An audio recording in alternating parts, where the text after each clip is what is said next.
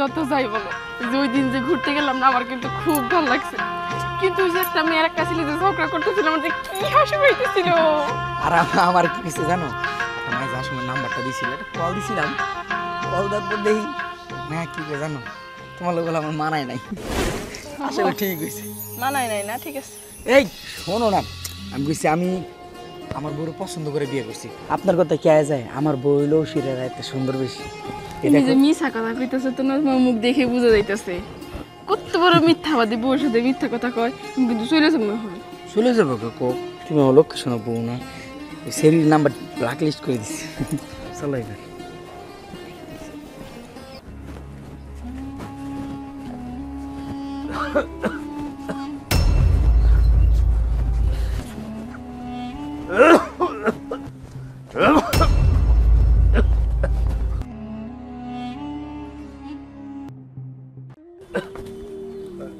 ভাই, আমি আপনার কাছেই যাইতেছিলাম। আমার কাছে কেন?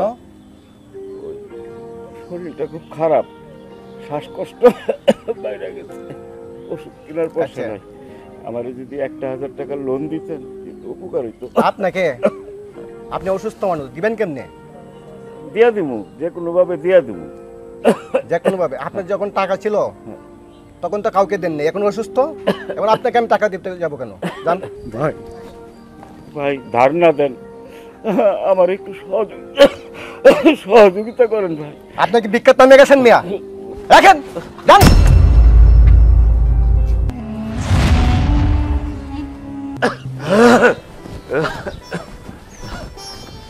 বাবা কামরুল। কাকা, বাবা কই যাও? বাজারে যাইমু। বাবা তোমার আর কি কম, লজ্জায় মুখও দেখাইতে পারি না। আমার যার কয়টা টাকার দরকার, আজকে সারাদিন খাইনি, কিন্তু খাওয়াটা বড় জিনিস না। ওষুধ খামু, শ্বাসকষ্ট বাড়ছে, একটা ইনহেলা কিনুম। কাকা, কিছু সহযোগিতা করতে। আপনার আর কতবার টাকা দেব? বাজারে যাওয়া যায় না আপনার লাইগা, ওই দোকানে বাকি, ওই দোকানে বাকি, অমুক পাড়ায় বাকি। দিয়ে দেবো কামরুল, আর আর এই লাস্টবার আর চামু না। অনেকবার তো দিছি টাকা, কিন্তু ফিরায় তো দেন নাই আপনি একবার। আর কত দিমু আপনারে? দাঁড়ান মিয়া যান।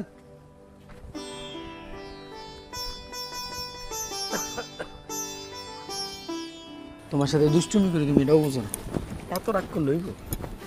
এই দাঁড়াও, তোমার জামাটার লগে ওই ফুলের কালারটা মিলবো, ফুলটা নিয়েই তোমার পরাই দিন। এই তাড়াতাড়ি আসো তো।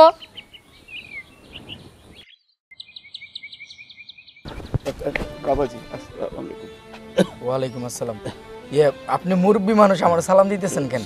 সালামের বাবাজি বয়স হয় না। বাবাজি আপনি কি এই গ্রামের? না, এদিকে ঘুরতে আসছি। বলেন। আমি একটু সমস্যায় পড়ে গেছি বাবাজি, আমারে কিছু সহযোগিতা করবেন? ওষুধ কিনবো আমি। আপনাকে তো দেখে মনে হচ্ছে না আপনাকে সহযোগিতা করতে হবে। আসলে কি হয়েছে আমাকে একটু বলেন তো। আমার সবকিছুই ছিল বাবাজি, এখন কেউ নাই, সন্তান পরিবার আমার ছাইরা চলে গেছে, আর আমার কাছে কিছু নাই।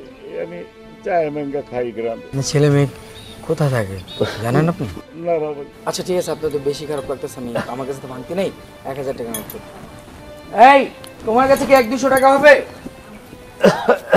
ভাঙতে এসছে 100-200 টাকা? না, আমি তো পার্সি বাসায় রেখে আসছি, পার্স নিয়ে আসি নাই তো। আল্লাহ, কি বলো?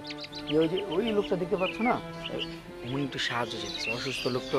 ওহো, কিন্তু কিভাবে দিব? পার্স তো রেখে আসছি, আজকে তো আর দেওয়া হবে না। তাহলে টাকা নিয়ে আসবে না? কি ধুর, পার্স রেখে আসছে। উফ, কাকা, এদিকে আসেন তো। কাপড়টা ভালো মতো পরে দিতে পারো না? ধুর, বৃষ্টি পড়তেছে না। কাকা কিছু মনে করেন না, ওই যে বাড়িটা দেখতেছেন না, বাংলা বাড়িটা, এই যে ওই বাড়িটা যাইতেছি, এই 1-2 ঘন্টা পর যায়েন, তখন দিমুন আপনারা। আচ্ছা, আপনার সাথে আমি আসি। আরে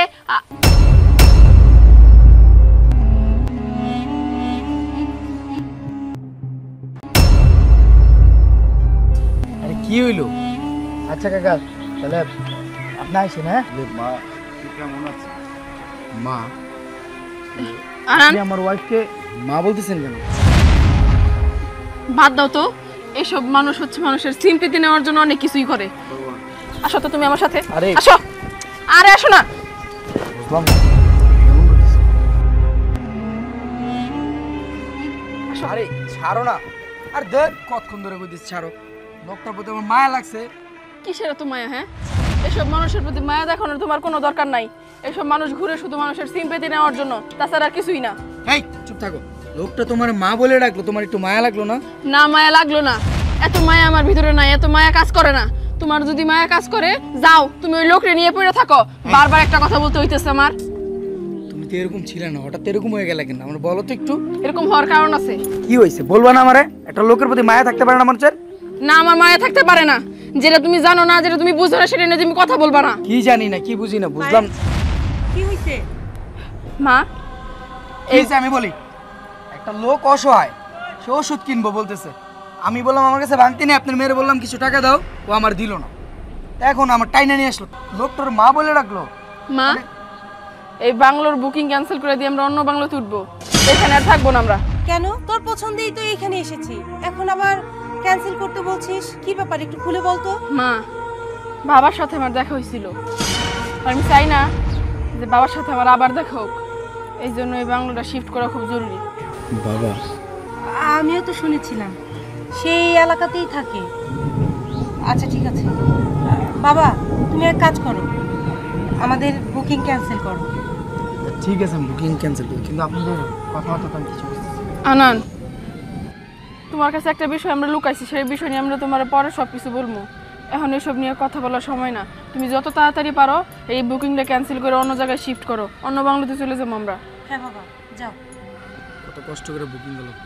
আচ্ছা ঠিক আছে, তোমরা কথা বলো, আমি ক্যান্সেল করতেছি। পাইন, তোর বাবা কেমন আছে রে? বাবা কেমন আছে সেটা তোমার জানি না কোনো দরকার আছে? আমারই জানি না কি দরকার। সে থাক না, তার মতো থাক, সে তার খোঁজ খবর নেওয়ার আমাকে কোনো দরকার নাই। পায়েল, যত যাই হোক না কেন, সে তো তোর বাবা। এটা কি অস্বীকার করতে পারবি বল? না মা, অস্বীকার তো করতে পারবো না। বাবারে দেখলেও তো আমার মায়া লাগে, আমারও খারাপ লাগছে। চেহারার দিকে তাকানো যাইতেছে না, মানুষের কাছে টাকা পয়সা চাইতেছে। তার পরিস্থিতির এখন কেমন তুমি বুঝতেছো কিছু? তার পরিস্থিতির আজ এই অবস্থা হওয়ার কারণ হচ্ছে সে নিজেই। যখন টাকা পয়সা ছিল খুব তো উড়িয়েছে, এর জন্যই এখন এই দশা। মা, এসব কথা যদি কও আরো কষ্ট লাগবো। এসব কথা তুমি মনে করো না। চলো ভিতরে চলো, আনান ক্যান্সেল করে আসুক, তারপর বাকি কথা হবে। মা ক্যান্সেল করেছি, আচ্ছা ঠিক আছে, তো ব্যাগটা কিনে নেন, চলেন তো। আচ্ছা ঠিক আছে। বুঝলাম না। আপনি? বাবাজি, আমার টেহা পয়সার দরকার নেই। 15টা বছর হয়ে গেছে, মায়াটা দেখি না। ছোটবেলাতে লাগে, একটু ডাক দেহ না, একটা নজর দেখি, দেখে চলে যাবো। পায়েল, পায়েল, কি হইছে? কাপড় গোছাইতেছি। কি ব্যাপার, আপনি আবার এখানে আসছেন কেন? কি সমস্যা কি আপনার? হ্যাঁ মারে, 15 বছর ধরে তোর সাথে কোনো যোগাযোগ নেই। দেখার মনটা খুব চাইছে, কিন্তু পারিনি। কি হয়েছে? এতদিন পর তোর সাথে দেখা হয়েছে মা, আমি খুব অসুস্থ। আপনি অসুস্থ, তাই আমরা কি করবো? হ্যাঁ, আপনি এখান থেকে জানতো, আপনার মুখ আমরা দেখতে চাই না। মারে তো কিছু করতে হইব না, আমি কোনদিন বইরা যাই মা, আল্লাহ জানে।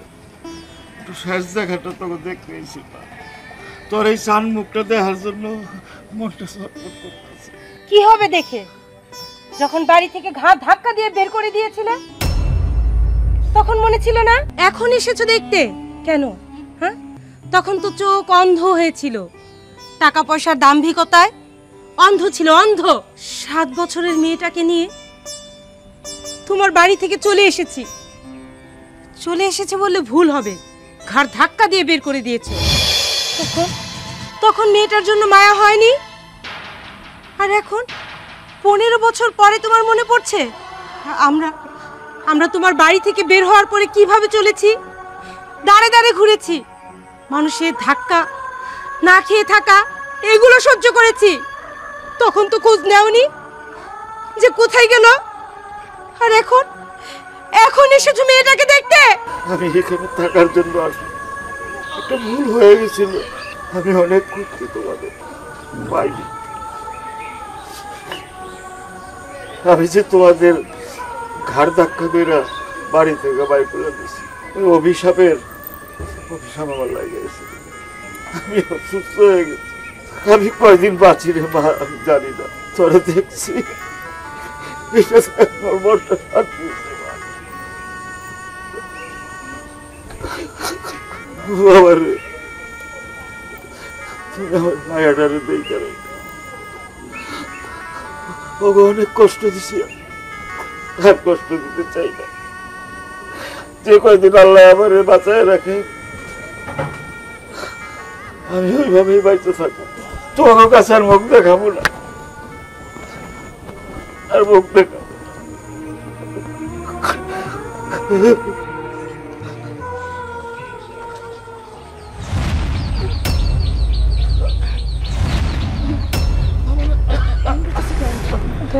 ধর তোর বাবাকে, ধর।